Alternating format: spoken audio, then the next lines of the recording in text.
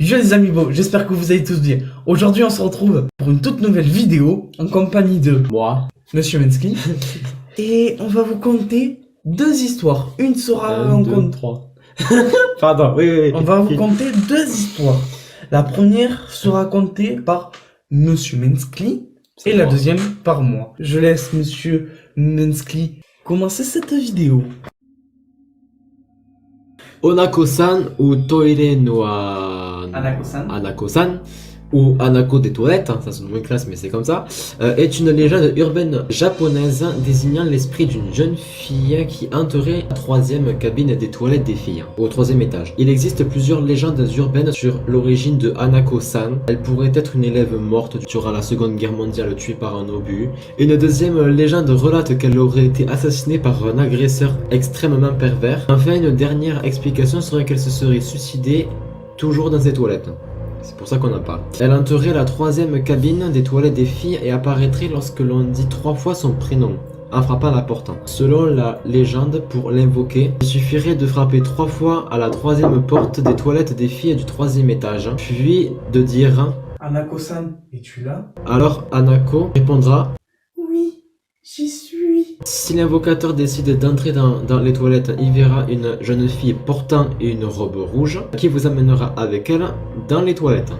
Visiblement pas pour faire des trucs X. Elle serait vraisemblablement un esprit vengeur. Voilà, l'histoire est finie. Je vous laisse avec Dragonfight pour la deuxième histoire. Quelle belle histoire racontée par Monsieur Mensky. Laissez-moi maintenant vous parler de Uchisake Onna. La légende de Uchisake Onna, la femme à la bouche fendue, traduite en français, est une jeune fille qui vivait à l'ère Heian. Heian était la femme ou bien la concubine d'un samouraï.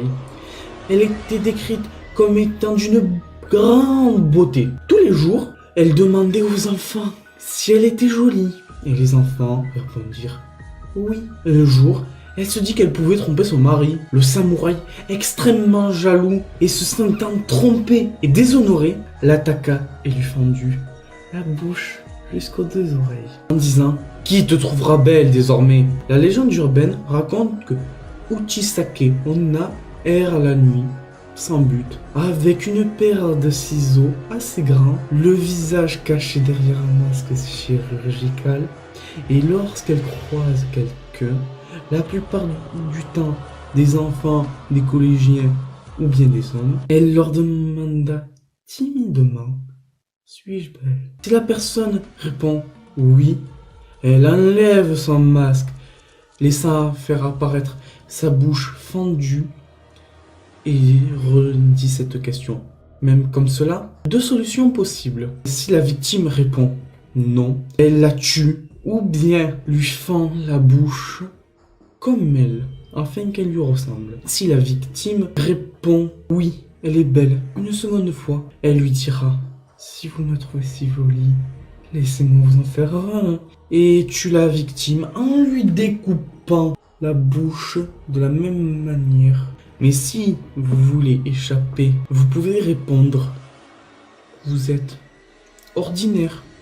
Dès lors, vous serez sauvé. Mais si vous voulez échapper d'une autre méthode, vous avez qu'à dire « Vous êtes normal ».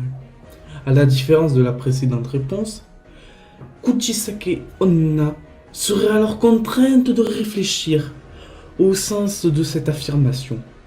Alors, vous pouvez en profiter pour vous échapper. Il existe bien d'autres méthodes. Par exemple, lui balancer des bonbons dessus. Elle serait divertie à ramasser les bonbons et vous pourrez en profiter pour vous enfuir. Mais courez vite. Une fois que Uchisake Onna se rendra compte du piège, elle sera très énervée. Akameto est un esprit qui hanterait les toilettes. Oui encore. Généralement les dernières cabines des toilettes des femmes. Oui encore. Certaines versions le décrivent comme quelqu'un portant un masque qui couvre son visage, qui serait extrêmement beau, ce qui lui aurait causé des problèmes de harcèlement à l'époque. de son vivant. Lorsque la victime est aux toilettes, une voix mystérieuse lui demanderait si elle préférerait du papier rouge ou bleu. Si elle répond qu'elle préfère le papier rouge, la voix mystérieuse l'égorge. Si elle répond qu'elle préfère le papier bleu, alors une main apparaît et l'étrangle jusqu'à ce que la peau devienne bleue. Si la victime demande un papier d'une autre couleur, des mains apparaissent, parfois sortant des toilettes où la victime est assise, et traînent la victime en enfer. Cependant, selon certaines variantes de la légende, il est possible d'échapper à Kamanto en lui disant je n'ai pas besoin de papier. Je vous laisse avec l'histoire de Dragonfight et je vous dis à tout à l'heure. À mon tour de vous conter l'histoire de Kashima Reiko. Comme je le répète, si vous êtes sensible, n'écoutez pas cette histoire. Vous êtes prévenus. Teke Teke raconte l'histoire du fantôme d'une jeune femme, d'une écolière connue sous le nom de Kashima Reiko, qui serait tombée sur une voie ferrée où son corps a été coupé par une train qui lui aurait sectionné les deux jambes. L'aide Onireo, qui se cache dans les zones urbaines et autour des gares, la nuit. Ou d'autres légendes racontent qu'elle serait dans les toilettes, elle entrait les toilettes. Je sais pas ce qu'ils ont le chapeau avec les toilettes, mais c'est leur délire. Dépourvue de jambes, elle marche sur ses mains ou sur ses coudes. Toujours, cela dépend des légendes. Traînant le haut de son torse en émettant un son semblable à un grattement. Et d'autres entendent le mot Teke, Teke, Teke, d'où le nom Teke Teke. Si elle rencontre un individu, elle le poursuit et le coupe en deux. La légende raconte que lorsqu'une personne apprend l'histoire de Kashima Reiko, elle la verrait dans un délai d'un mois.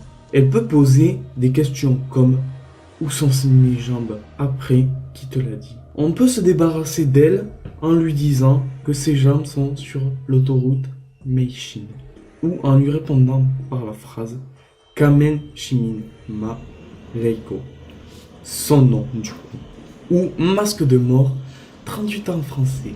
J'espère que cette petite légende urbaine vous aura plu.